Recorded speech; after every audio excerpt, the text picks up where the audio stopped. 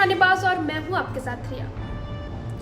बिजली बिल आंदोलन से लेकर छत्तीसगढ़ महतारी विवाद तक आवाज उठाने वाले अमित बघेल पर 5,000 रुपए का इनाम घोषित हो गया है। सिंधी और अग्रवाल समाज पर की गई आपत्तिजनक टिप्पणी के बाद वो फरार है। अमित बघेल एक ऐसा चेहरा जो कभी छत्तीसगढ़ी अस्मिता के लिए लड़ने वाला कहा गया और अब कानून के सिकंजे में घिरा हुआ फरार नेता बन चुका है।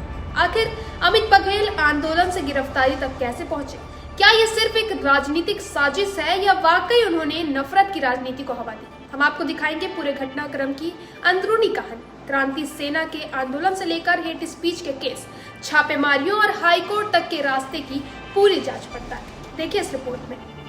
छत्तीसगढ़िया क्रांति सेना के अध्यक्ष अमित बघेल आज कानूनी सिकंजे में पूरी तरह घिर चुके हैं।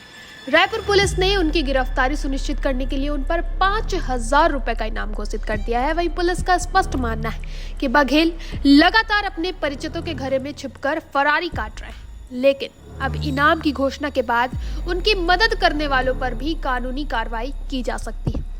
पुलिस के अनुसार गिरफ्तारी से बचने के लिए अमित बघेल हाईकोर्ट में अग्रिम जमानत याचिका दायर कर सकते हैं। इसे रोकने के लिए भी पुलिस विभाग सक्रिय हो गया है। हाईकोर्ट में कैविएट दायर किया गया है, जिसका मतलब है कि कोर्ट किसी भी तरह की अंतरिम राहत देने से पहले पुलिस का पक्ष जरूर सुने।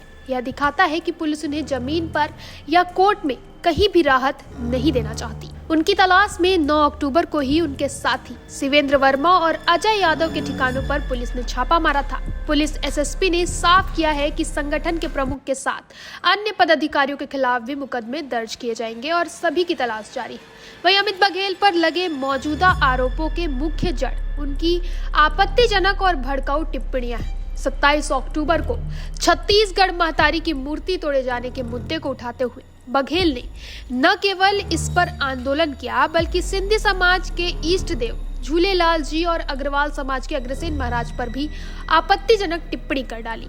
इस टिप्पणी के बाद मामला छत्तीसगढ़िया बनाम बाहरी आंदोलन से हटकर धार्मिक भावनाओं को आहत करने का बन गया। अग्रवाल समाज और सिंधी समाज ने इस टिप्पणी के विरोध में प्रदेश भर और देश भर में प्रदर्शन किया, जिसका नतीजा है कि बघेल के खिलाफ रायपुर के देवेंद्र नगर और कोतवाली थाने में हेट स्पीच का मामला दर्ज हुआ है। चौंकाने वाली बात यह है कि मामला अब केवल छत्तीसगढ़ तक सीमित नहीं है। पुलिस सूत्रों के मुताबिक आपत्तिजनक टिप्पणी मामले में छत्तीसगढ़ के 4 जिलों के अलावा मध्य प्रदेश के इंदौर और ग्वालियर, महाराष्ट्र, उत्तर प्रदेश, नोएडा, प्रयागराज और दिल्ली में भी एफआईआर दर्ज की गई है। इन राज्यों की पुलिस टीमें भी अब आरोपी से संबंधित जानकारी साझा कर रही है, जिससे गिरफ्तारी का दबाव और भी ज्यादा बढ़ गया है। सवाल ये है कि अमित बघेल, जो धरसीवां विधानसभा क्षेत्र से चुनाव भी लड़ चुके हैं और जिनकी संपत्ति लगभग 3.73 करोड़ रुपए है, आंदोलन के एक नेता से फरार आरोपी कैसे बन गए? उनका सफर कुछ ही समय में तेजी से पलटा है। वहीं उन्होंने हाल ही में सरकार की बिजली बिल हाफ योजना खत्म करने के विरोध में आंदोलन किया था, जिसे आम जनता, किसानों और मिडिल क्लास का व्यापक समर्थन मिला। इसके बाद उन्होंने भ्रष्टाचार के आरोप लगाए और छत्तीसगढ़िया लोगों के लिए आवाज उठाते रहे। वीआईपी चौक पर छत्तीसगढ़ी महतारी की प्रतिमा तोड़ने की खबर के बाद उन्होंने आंदोलन को चरम पर पहुंचा दिया और छत्तीसगढ़ बंद का भी आह्वान किया। यही से उनका आंदोलन छत्तीसगढ़िया बनाम बाहरी की तरफ मुड़ा। लेकिन जैसे ही उन्होंने अग्रसेन महाराज और झूलेलाल पर आपत्तिजनक टिप्पणी की, आंदोलन की दिशा और आम जनता का समर्थन दोनों ही पलट गया। अग्रवाल और सिंधी समाज की एफआईआर के बाद अब उन्हें गिरफ्तारी से बचने के लिए छिपना पड़ रहा है। वहीं आपको बता दें कि ये पहली बार नहीं है जब अमित बघेल कानूनी पचड़े में फंसे हैं। 2 दिसंबर 2020 को रायपुर जिले के अभनपुर थाना में उनके खिलाफ क्रिमिनल मामला दर्ज हुआ था, जिसमें उन पर एक बिस्किट फैक्ट्री में घुसकर तोड़फोड़ करने का आरोप था। वहीं उनका यह पुराना रिकॉर्ड भी जमानत मिलने में एक बड़ी बाधा बन सकता है। पुलिस अब सोशल मीडिया प्लेटफॉर्म्स पर लगातार निगरानी रख रही है ताकि कोई भी भड़काऊ टिप्पणी ना कर सके।